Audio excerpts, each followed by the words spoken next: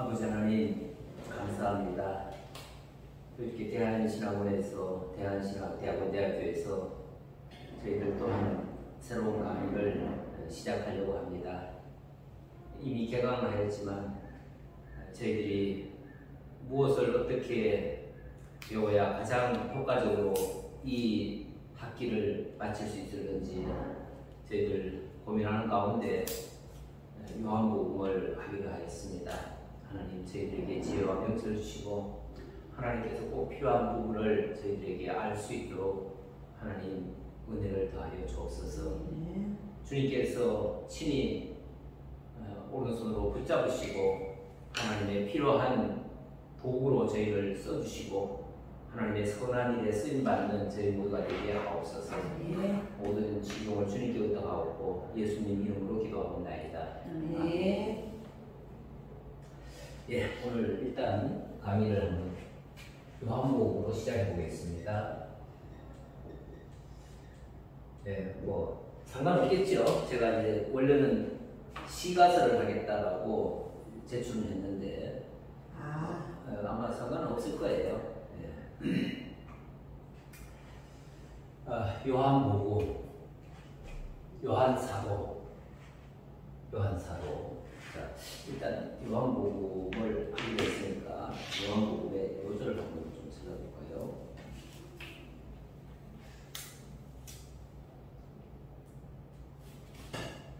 제가 요절을 제가 안 적어놨네. 자, 일단 1장 1절을 한번 봅시다. 요한복음 1장 1절. 태초에 말씀이 계시니라. 이 말씀이 하나님과 함께 계셨으니 이 말씀은 곧 하나님이시니라. 그가 태초에 하나님과 함께 계셨고 만물이 그로 말미암아 지은 바 되었으니 지은 것이 하나도 그가 없이 된 것은 즉 그가 없이는 된 것이 없느니라. 아멘. 예, 1, 2, 3절을 읽었는데 1, 2, 3절 안에 엄청난 말씀들이 담겨져 있습니다. 태초에 말씀이 계시다. 그리고 태초라는 말이 나왔죠. 자, 태초에 말씀이 계시니라. 이 말씀이 하나님과 함께 계셨으니 이 말씀은 곧 하나님이십니다. 태초, 여기 태초는 이 천지 만물이 시작되는 그 태초가 아닙니다. 영원한 태초입니다. 영원한 시점에 말씀이 계셨는데 그 말씀이 하나님이시다. 그가 태초에 하나님과 함께 계셨고 이 말씀을 로고스라고 하는데요. 네, 로고스라고 하는데 이거를 옛날 성경에서는 이걸 도라고 했어요.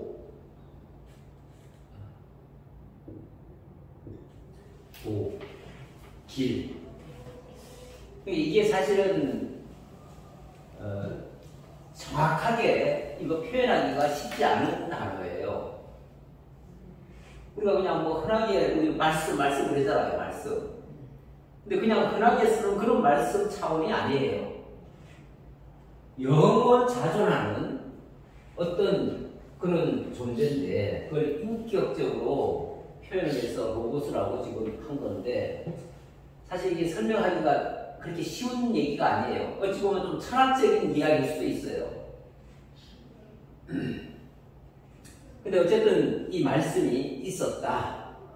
하나님과 함께 있었고 또 만물이 그로 말미암아 지은 바 되었으니 이 만물이, 자, 태초가 있고 만물이 있습니다. 근데 이 만물이 이 로고스에 의해서 지음을 받았다. 그렇게 되면 이 로고스는 창조주죠. 그렇죠? 창조주예요. 지은 것이 하나도 그가 없이 된 것이 없느니라. 지은 것들, 피조물들이죠. 이 만물 또는 피조물. 이 모든 것들이 저절로 있는 게 아니라 다 이 태초에 이 말씀에 의해서 존재하게 된 것이다. 이 말씀 없이는 아무도 없었다. 말씀에 의해서 지음받았다. 그 잠언 8장에 보면 영원한 전에 말씀이 있었다는 얘기를 합니다. 물론 거기서는 지혜라고 표현을 하죠. 지혜가 있었는데 나 지혜는 이런 식으로 시작하는데 그 지혜가 영원 자존해서 있었고 그 지혜에 의해서 만물이 다 지음받았다. 세상 모든 것들이 그 지혜에 의해서 지음받았다. 하나님이 나를 가지시고 나로 하여금 만물을 짓게 하셨다. 이런 얘기를 하셔요. 어찌 보면 같다고도 볼 수 있어요. 같은 개념이에요. 같은 개념인데 결국은 이 요한복음은 이 말씀에 의해서 모든 것이 시작되었다고 말을 하면서 제가 지금부터 이 말씀에 대한 이야기를 하겠다 그 얘기예요. 근데 그 말씀을 조금 더 보면 그 안에 생명이 있었으니 이 생명은 사람들의 빛이라. 점점 놀라운 얘기가 계속 나옵니다. 생명이 있었고 생명은 또 빛이라고 그러고 그리고 이 빛이 사람들의 빛이라. 그 안에 생명이 있었다. 이 생명이라고 하는 것은 사실은 영원하신 하나님 안에만 있는 거예요. 원래가 생명이라고 하는 것은 이 생명이 그냥 생명이 아니라 우리 인간들이 어느 정도 살다가 죽잖아요. 그 살았을 때의 그 상태, 그걸 보고 생명이라고 얘기를 하는데 그런 생명 차원이 아니라 영원히 없어지지 아니하는 그런 생명이에요. 그러니까 생명이라고 단어를 갖춰도 달라요. 빛이라고 해도 빛도 이 세상에 지금 여기도 지금 불빛 켜져 있잖아요. 이런 빛 같은 빛을 얘기하는 게 아니에요. 영원한 빛이에요.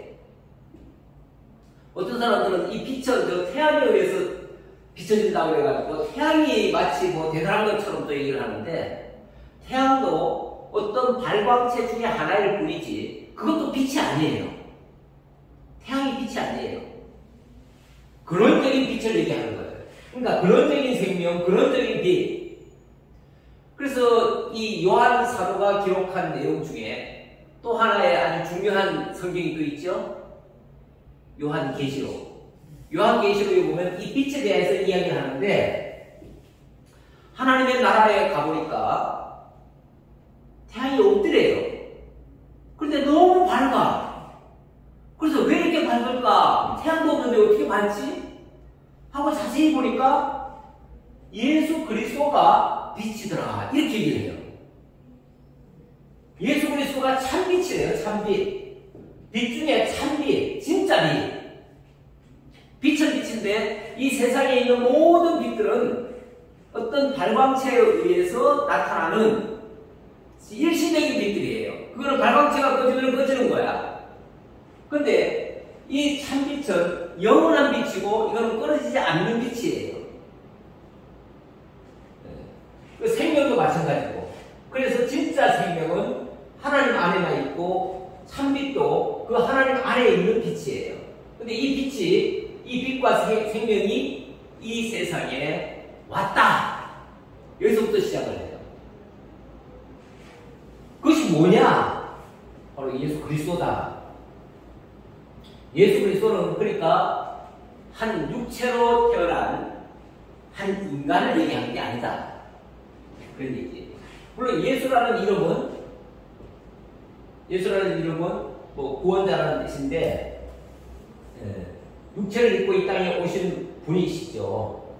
그렇긴 하지만 그의 근본이 그리스도였다. 이걸 얘기하려는 것이고 그래서 예수는 그리스도라는 이 이야기. 예수가 그리스도이심을 증명하는 이야기. 근데 사실은 사복음서가 전부 다 예수가 그리스도이심을 증명하는 내용들입니다.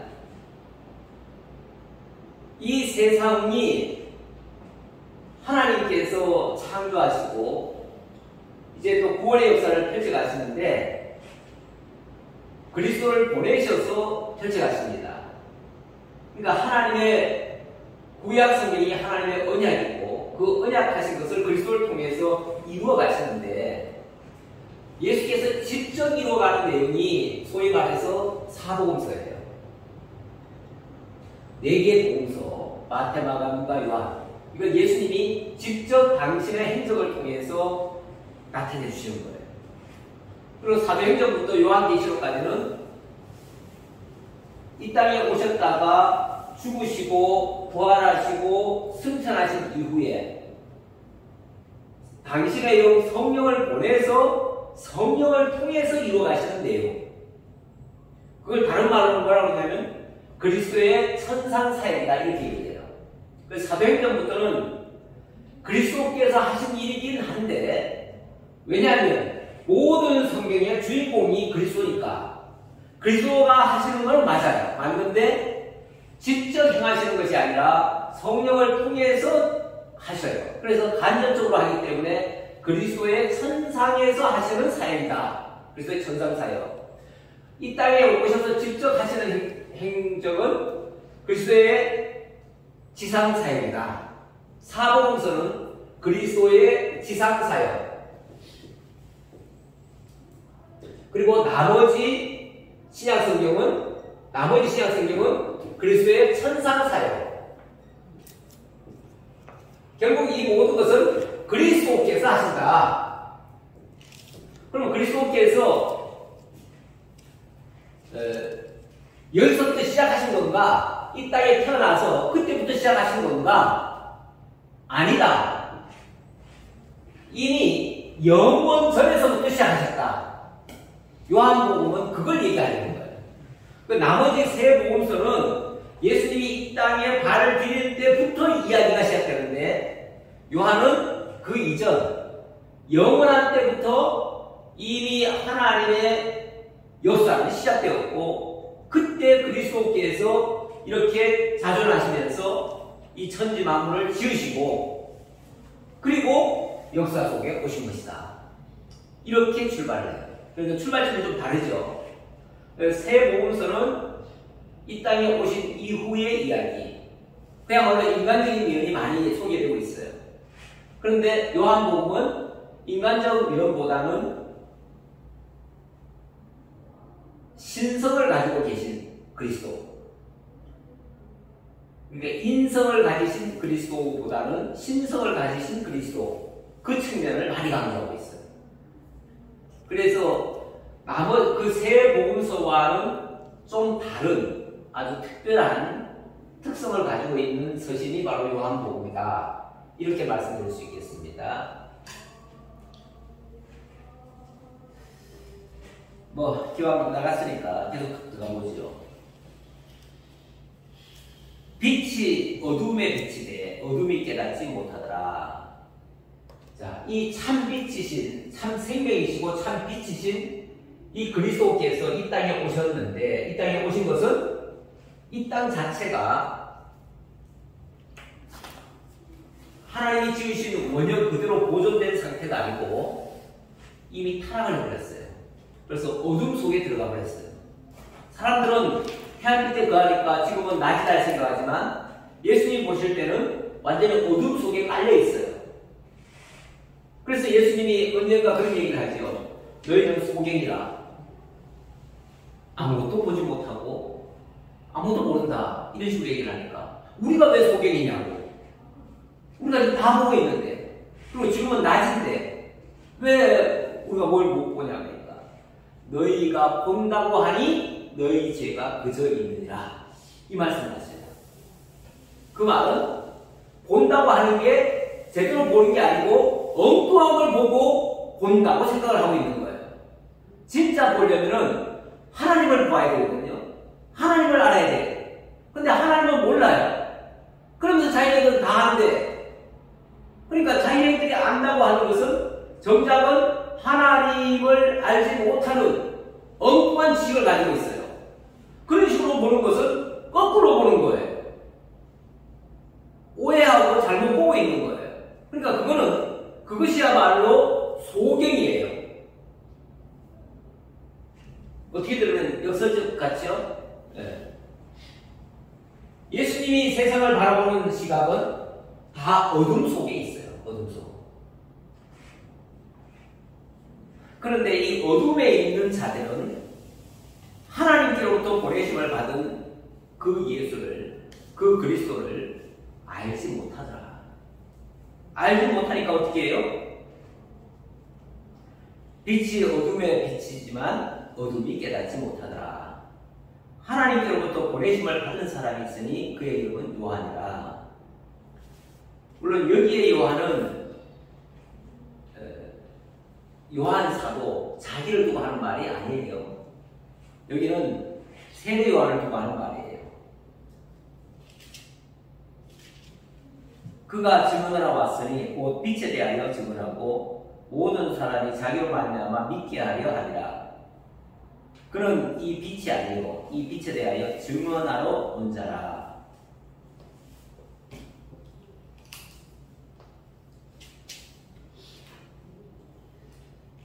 그래서 요 장면은 제가 조금 한번 더 연구를 해봐야겠네. 여기 세례 요한이라고 얘기를 했는데 뒤에 세례 요한이 나와가지고 19절에 세례 요한의 증언이 나오기 때문에 그래서 내가 세례 요한이라고 얘기를 했는데 이 부분은 조금 보류할게요. 네. 요한 자신일 수도 있겠어요. 보니까 요한이 맞아요. 네? 요한이 맞아요. 요한 자신? 네, 그렇잖아요. 이불 증언하였으니 빛에 대해 증언하고. 예, 이거는 그냥 요한으로 그냥 보셔도 될 것 같습니다. 네. 그런데 이제 제가 여기 각주에는 보니까 1장 6절 요한 예수님의 선구자였던 세례 요한이다 이렇게 돼 있어요. 그래서 지금 내가 이게 약간 헷갈리긴 하는데 제가 정리한 걸 다시 한번 봐야 되겠는데 제가 지금 문득 그 생각이 들어가지고 일단 이 말씀을 드렸습니다. 그러나 뭐 세례 요한이라고 해도 상관없을 테고 이 사도 요한이라고 해도 상관이 없어요. 그런데 분명히 달라요. 세례 요한과 사도 요한은 달라요. 근데 요한은 자기 얘기를 직접적으로 잘 안 쓰는 사람이긴 해요. 네. 자, 일단 본문을 보고요. 그가 증언하러 왔으니 곧 빛에 대하여 증언하고 모든 사람이 자기로 말미암아 믿게 하려 함이라. 이 자기를 믿게 하려는 게 아니라 이 빛을 바로 증거해서 예수가 그리스도이심을 믿게 하려고 한다. 그런 목적에서 기록했다 그 말이죠. 그러면서 그는 이 빛이 아니요 했고 참빛 곧 세상에 와서 각 사람에게 비추는 빛이 있었다니 그가 세상에 계셨으며 세상 그로 말미암아 지음바 되었을 때 세상이 그를 알지 못하였고 자기 땅에 오매 자기 백성이 응접하지 아니하였으나. 자, 이 세상은 어둠 속에 있으니까 당연히 참빛은 모릅니다. 태양빛은 알겠는데 이 진짜 빛은 모르는 거예요. 그러나 영접하는 자, 곧 그의 이름을 믿는 자들에게는 하나님의 자녀가 되는 권세를 주셨으니 이는 자, 이렇게 영접하고 그의 이름을 영접한다는 말과 그의 이름을 믿는다는 말은 똑같은 말이에요. 우리가 영접한다, 믿는다는 말이 뭐예요? 영접한다. 영접한다는 게 뭐예요? 아니, 근데 그 옛날에 제가 이제 배울 때 이 믿음이라고 하는 걸 정리를 하는데 내가 그냥 기도하고 믿습니다 하면 믿어진다는 거예요. 믿음이 내 속으로 쑥 들어온다는 거예요.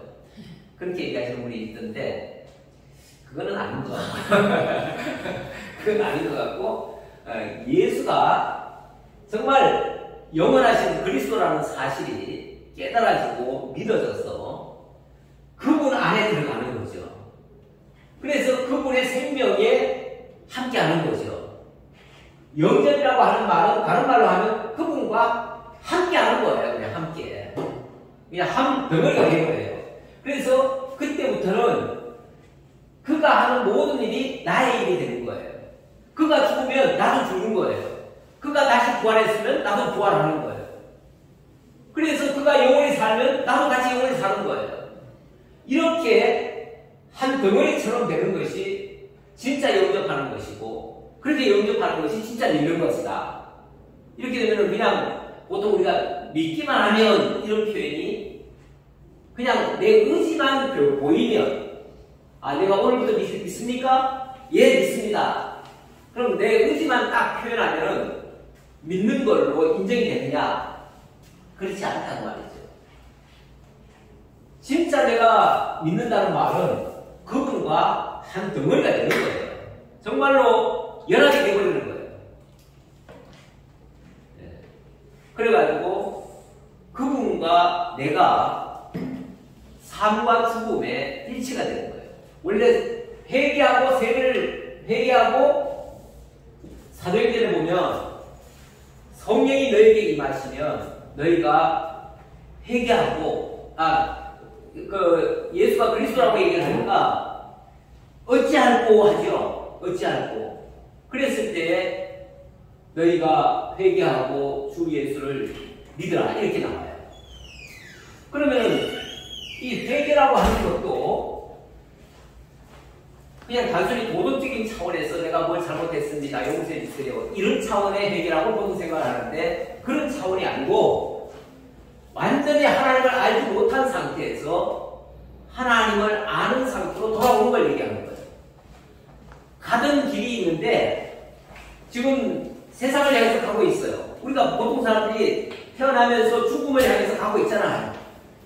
그리고 기껏 산다고 해봤자 도덕 윤리적으로 좀 착하게 살자 하고서 살잖아요. 근데 그 길은 아무리 그 길을 잘 가도 구원받을 길이 없어요. 거기서 아무리 착하게 살아도 자기가 구원받는 길이 아니에요. 그건.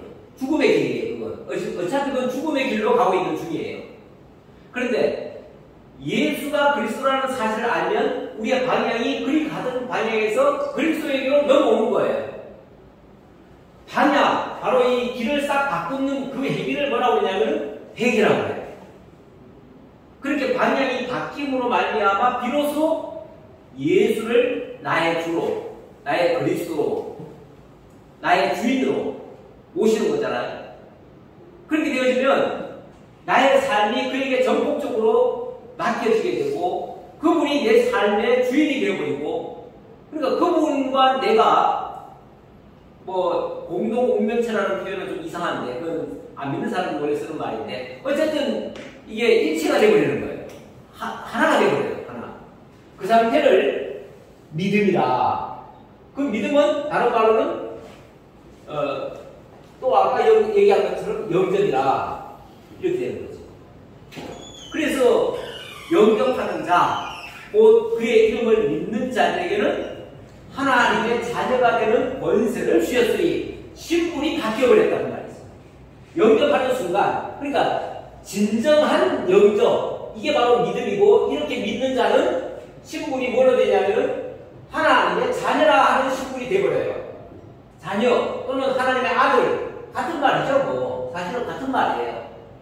어떤 사람들은 자녀는 어린 애기고 아들은 조금 더 큰 놈이고 우리는 장성한 분량이고 이래가지고 신앙의 단계를 이렇게 달리 생각하시는 분도 있는데 같아요. 예. 우리가 하나님의 자녀가 되고 있어요. 이거는 하나님의 백성이 되었다고 해도 괜찮아요. 그렇죠? 이거 신분이 바뀐 거예요. 우리 주소가 이 세상 나라 주소에 있던 자가 하나님 나라 백성으로 바뀌어버린 거예요. 이걸 이제 다른 표현으로는 우리의 시민권이 거기 있는지라. 우리의 시민권, 우리 이제 전부 시민권자가 되어버린 거예요. 이번에 미국에서 그냥 한 300명이 그냥 추방되게 생겼잖아요. 우리 시민권이 자가 아니고 거기에 갔어도 거기에 제대로 된 자격을 못 얻어서 그래요. 천국 시민권 안 가지고 만약에 천국 들어갔다? 중간에서 내쫓을 거예요. 너는 여기 아니야. 너는 여기 아니야. 그럼 우리의 신분이 하나님의 아들로, 자녀로 영접한 자, 회개라고 하는 거 그러니까 방향을 싹 돌려서 그리스도께로 자리로 넘어와가지고 그 그리스도를 나의 주로 영접한 자, 그는 하나님의 자녀가 되는 권세가 주어져서 천국 시민이 되어버렸다. 이 상태를 만들려고 그리스도께서 지금 이 역사를 하신다 그 말이죠. 이는 혈통으로나 인종으로나 사람의 뜻으로 나지 아니하고 오직 하나님께로부터 난 자들입니다. 그런데 이게 놀라운 것이 사람이 어떤 노력이나 사람의 어떤 의지나 또는 어떤 부모로부터 물려받은 그걸로나 이렇게 돼가지고 우리가 이 시민권을 자기가 획득해 하는 게 아니고 오직 하나님께로부터 난 자들만이 여기에 참여할 수 있다. 하나님께로부터 난 자. 이게 이제 정말 놀라운 역사죠. 하나님께로부터 난 자. 예. 이 요한 사도가요. 요한 사도가 쓴 성경이 요한 복음이 있고 요한 1, 2, 3서가 있습니다. 그리고 요한 계시록이 있습니다. 이렇게 그러니까 총 5권이죠. 총 5권 가운데 1, 2, 3서는 굉장히 짧아요. 짧으면서도 굉장히 또 핵심적인 진리가 저는 있다고 봐요. 굉장히 깊이가 있어요. 왜 깊이가 있냐면 이 세상의 평범한 이야기가 아니에요. 지금 여기서 열거하고 있는 이 영원한 이야기를 하고 있어요. 거기서 사랑도 영원한 사랑을 얘기하고 있고 영원한 믿음, 영원한 영접을 통해서 하나님의 생명에 참여하는, 그래서 생명이라는 단어가 엄청 많이 나와요. 요한 1, 2, 3세에도. 그래서 비슷한 의미가 함께 담겨 있는데 제가 지금 문득 이 얘기를 하다 보니까 거기에 보면 하나님께로부터 난 자가 있고 하나님께로부터 난 자, 또 하나님으로 말미암은 자, 뭐 이런 표현이 또 나와요. 그 말씀 때문에 내가 생각이 나서 말씀드린 거예요. 근본적으로 하나님께로부터 난 자가 있고 그 하나님이 우리를 변화시켜 주시면 우리가 그분으로 말미암아 우리도 하나님의 자녀가 되는 것이죠. 근본적으로 하나님의 아들이 우리를 당신의 아들로 만들어 가시는 일, 이게 지금 그리스도께서 하시는 일들 중에 하나라고 볼 수 있습니다. 오늘 제가 교환은 하나도 못 보고요. 그러면서 말씀이 육신이 되어 우리 가운데 거하시네. 자, 이제 본격적으로 이 말씀이 육신이 되어서 우리 가운데 오셨다라고 지금 선언하고 있습니다. 자, 그러니까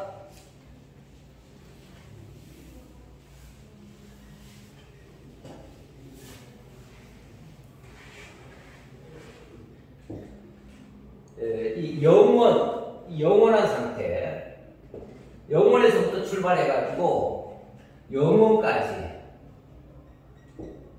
사실 영원은 시작이 있습니까? 시작이 없죠.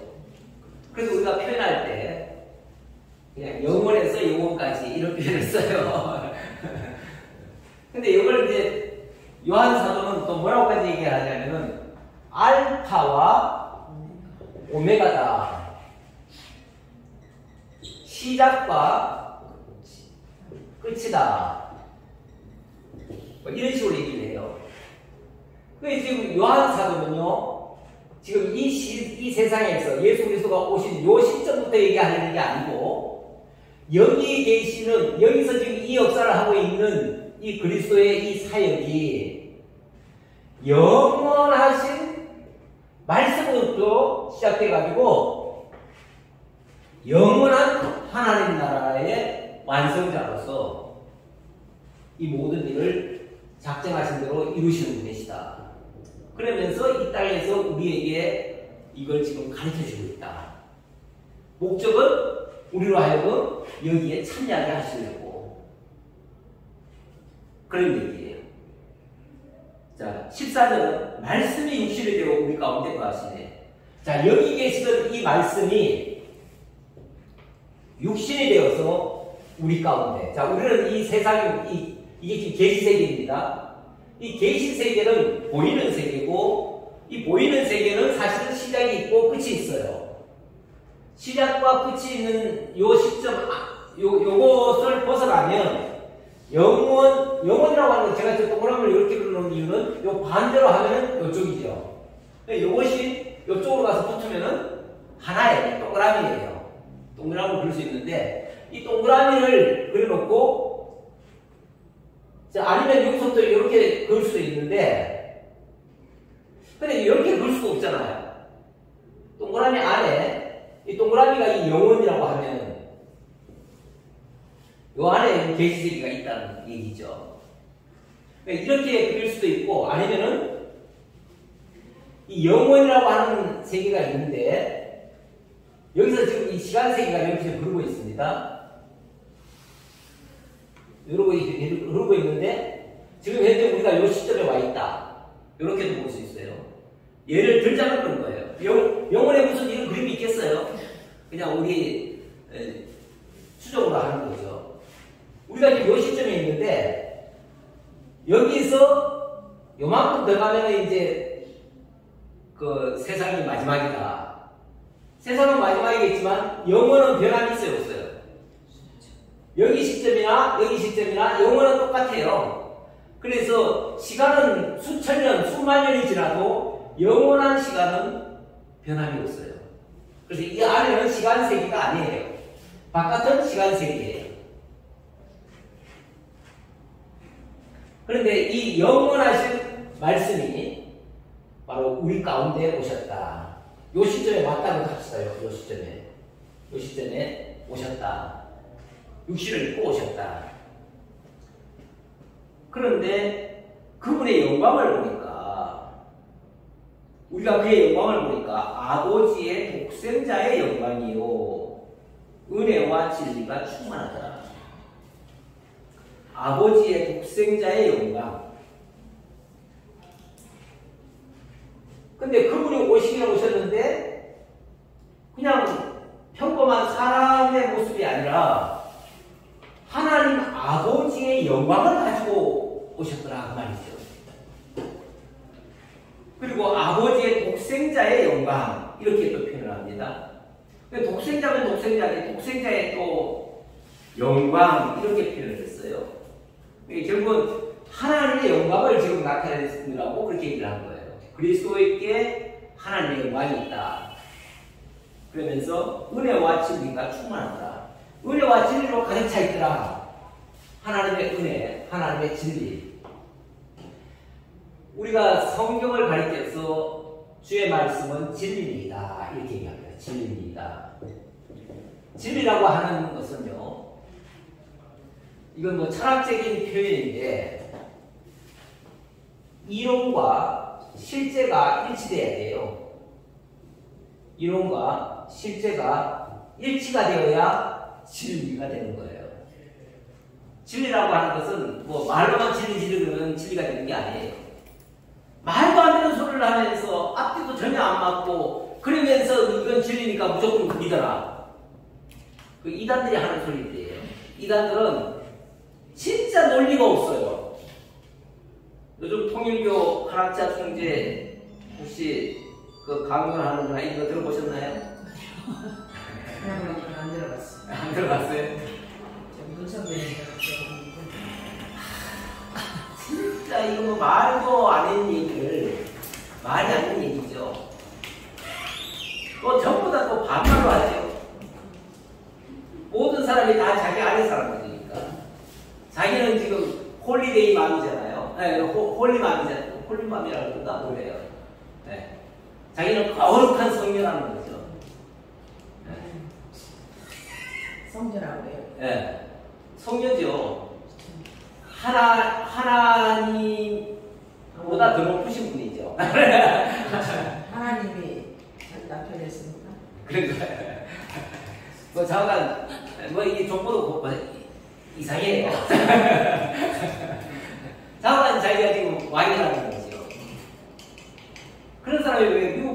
도망을 해가지고 우리 이거 그리고 그거 무마하려고 지금 온갖 정치인들 불러다가 온갖 짓 다 하고 대전까지 보살르려다가 지금 자기가 잡혀가게 생겼는데 아이사이나 드셔가지고 큰일 났네. 죽을 때 나대는데 지금. 도대체 앞뒤가 안 맞는 얘기를 하고 있어요. 그런 건 진리가 아니에요. 진리라고 하면 이론과 실제가 일치해야 되는데 하나님의 언약과 그 언약대로 이루시는 역사들이 진리의 내용들이에요. 그러니까 성경은요 정말 기가 막힐 정도로 내용을 알면 야 진짜 하나님의 말씀은 진리입니다. 이런 고백이 나와야 맞아요. 말이 안 되게 하는 거는 그리고 말도 안 되는 얘기를 해놓고는 무조건 하나님의 말씀을 무조건 믿는 겁니다. 터툴리안이 무슨 소리를 했냐면 터툴리안 알아요? 네? 많이 들었어. 들어봤죠? 교부예요, 교부인데 이 사람 뭐라 그러냐면 하나님의 말씀은 이 성경 말씀은 불합리하기 때문에 고로 나는 믿는다. 네. 이게 만약에 합리적이라면 그건 과학이지. 그게 어떻게 하나님의 말씀이 되냐? 왜냐하면 하나님은 모든 것을 초월해서 일하시는 분이기 때문에 과학적으로 하시는 분이 아니고 모든 것을 초월해서 하시는 분이시다. 그래서 예수가 동정녀 탄생했다는 것도 이건 불합리하다.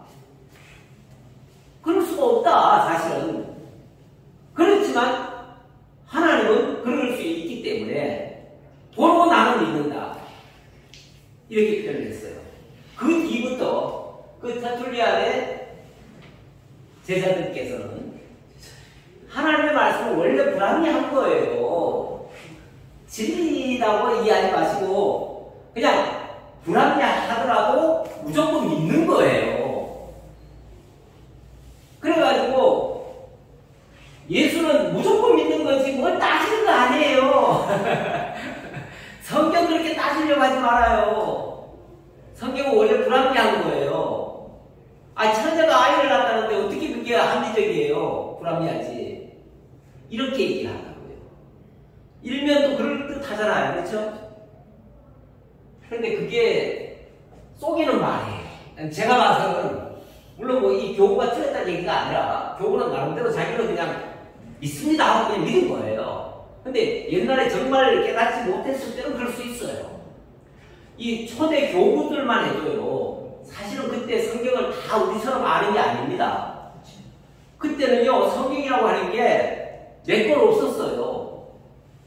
몇 권 없고 구약성경 한두 권 정도 있을 정도고 모세오경은 뭐 달달 외웠으니까 그들이 안다고 쳐도 그 외에 이런 서신서는요 그냥 몇 조각 가지고 그냥 신앙생활을 했어요.